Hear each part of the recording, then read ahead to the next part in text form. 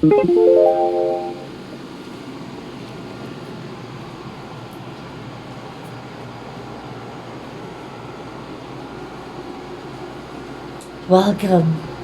back to my channel!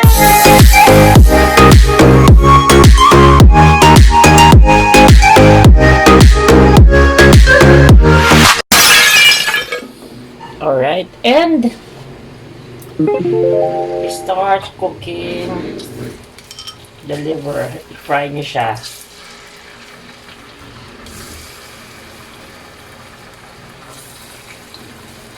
Yeah. This is 1/4 of liver na ipa-brown lang natin.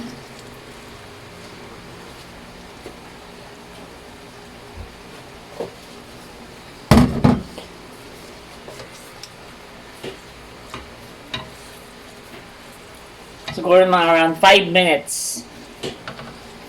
Madali na kasi maluto.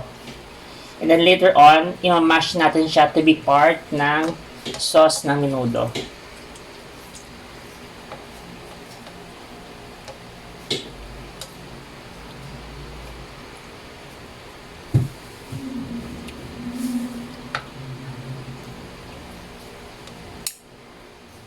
There. Medyo nagpa-brown na.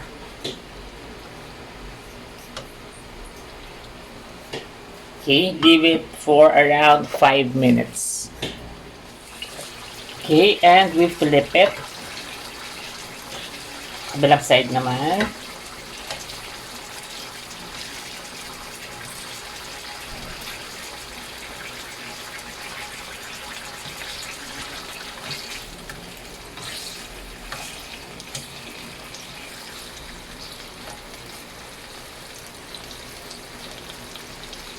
There. And another 2 to 3 minutes. Make sure lang na wala ng blood or anything pinkish doon sa liver.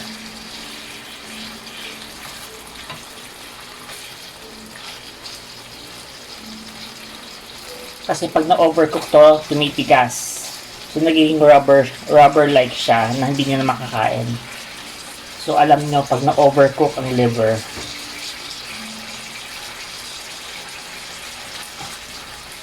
And this one is ready para i-mash nyo na siya. Okay?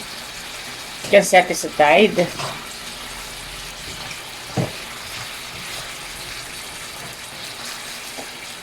And cool down nyo lang muna siya and then i-mash nyo na siya.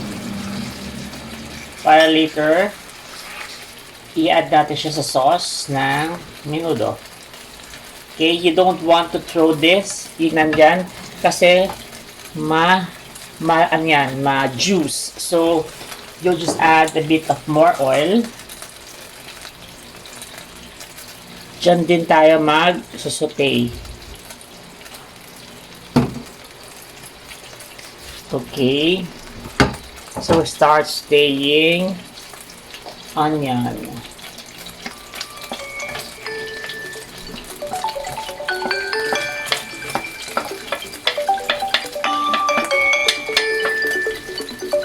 Ay, kising daw ako. Stay the onion. Bango.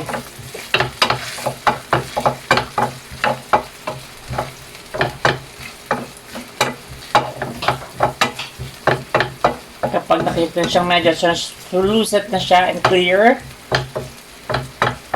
pag nagiging clear na yung onion nyo, medyo nagiging transparent, that's yung sign na luto na siya.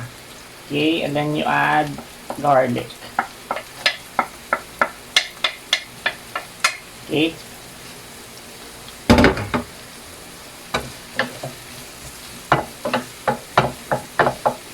Huwag niyo hintayin maging golden brown ang garlic kasi pag naging golden brown na siya, for me ha, may pait factor na siya. So, just wait for it na almost golden brown. Almost.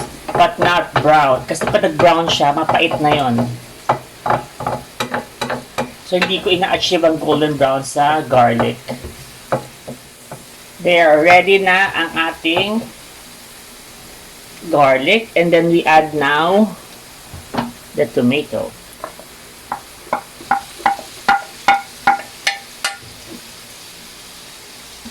Okay. For the tomato, hintayin nyo lang siyang mag-mash or yung sa Tagalog, malanta-lanta. And medyo malapit na ang ating tomato maging ready. Siguro around 2 to 3 minutes more.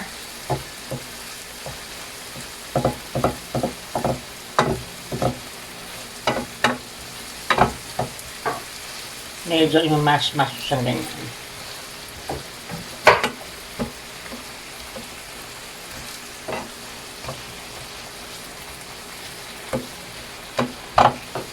Para it will help in the pagiging lanta. Para you get all the juices ng mga aromatics nyo. Aromatics! Yeah. There, it's ready. Okay, and then this time we put the meat.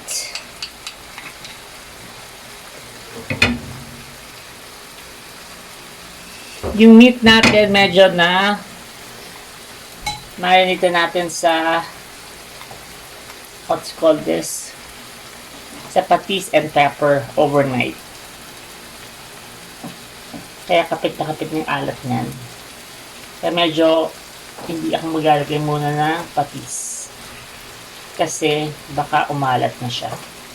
Kasi nga kumapit na yung alat ng patis dito sa karne natin.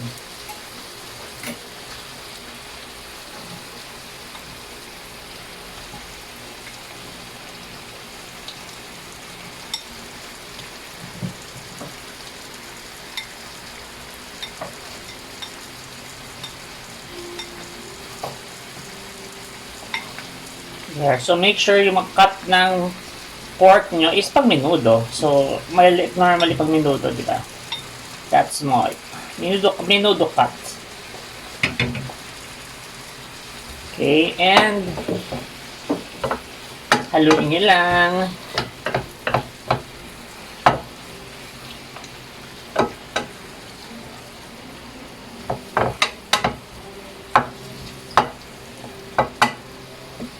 Again, hindi ko siya lalagyan ng patis dahil binabad ko na siya sa patis ng overnight. Kumapit na yung alat niyan dyan. Pero kung wala kayong time magbabad, then this is the time you put the patis as part of the gisa. And we check in. Okay na yung ano natin, color ng pork. Okay, and nakat na rin natin siya to our desired size. Ayan. And we now put a bit of water, right? And we add a bit of water there. Just that amount. Mga ano yun? Ano ba? Half cup of water. Let it boil. Papalambutin nyo yung pork. Okay? Then, cover for a while. And, after 10 minutes,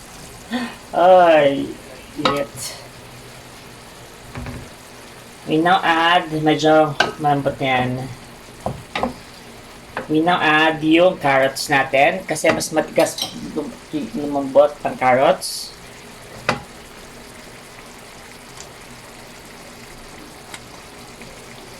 There. Ang maganda ng menudo because it has so much color and texture. Ang dami naman nangyayari sa kanya.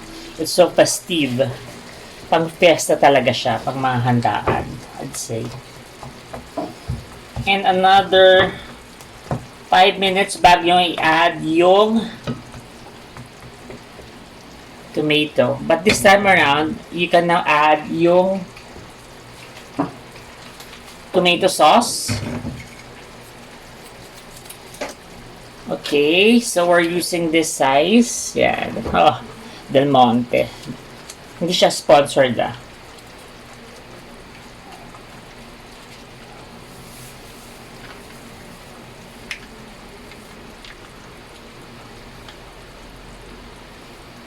There. Okay.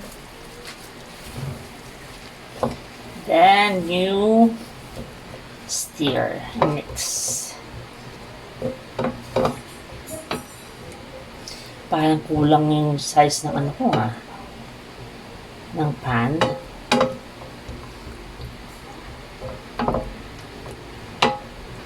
Okay. Let it simmer. You put a bit of sugar. 2 teaspoons of sugar.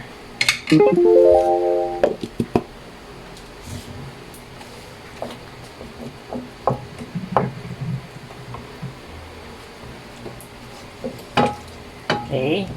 Then mix, mix, mix.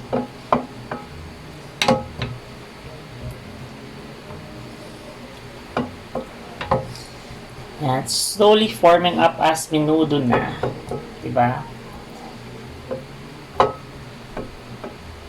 There. And then remember yung knick fry natin na liver. Ito na siya. Na-mash na natin siya. And you add this. Kasi instead of putting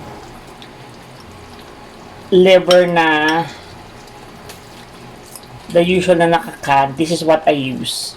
Mas malasa talaga siya. There.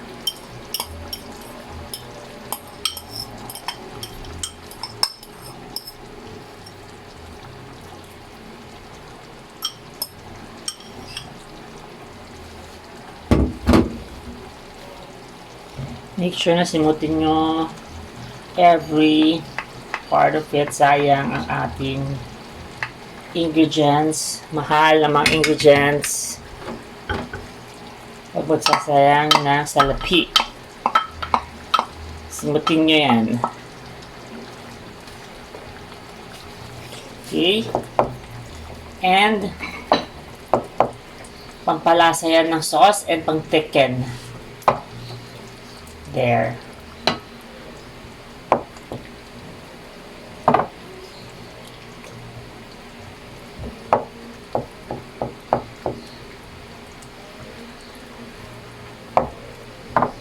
Sana hindi umapaw. Paglalagay pa tayo ng patatas. Mukhang aapaw. Okay, let's simmer for another 5 minutes. Then we add the patatas. Sana hindi umapaw. Hindi lang siya mahalo. Sabi na nga ba eh. Hindi na siya mahalo.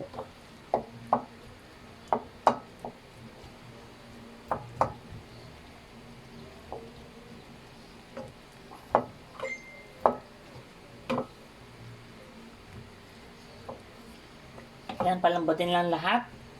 This should be very, very quick. Siguro another 5 to 7 minutes. And then we add freshly cracked pepper.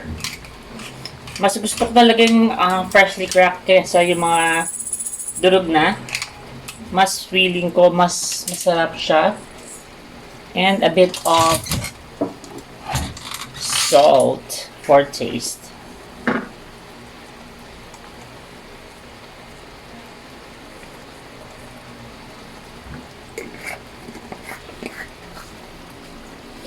So, almost ready. Konti na lang. Medyo matigas pa yung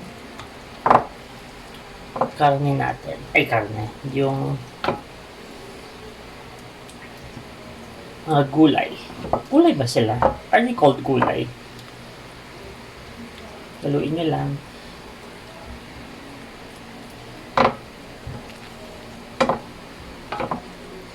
Ang ganda ng sauce.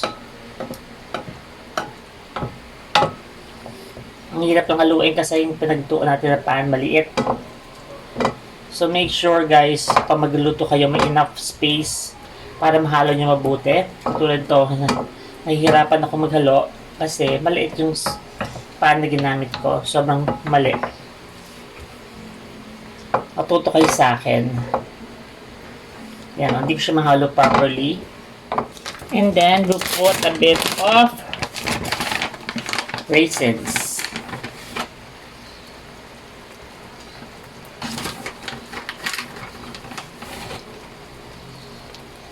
Kunti lang kasi pagpa-sweet lang siya and a bit of decor.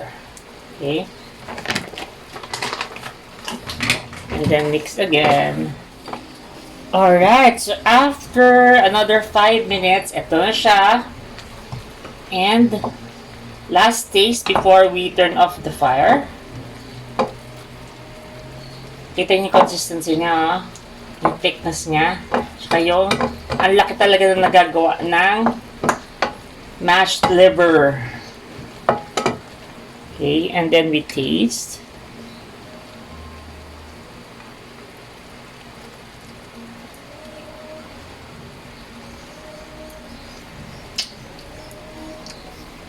Oh my God, ang sarap. Ang sarap-sarap. Okay? And then, we plate.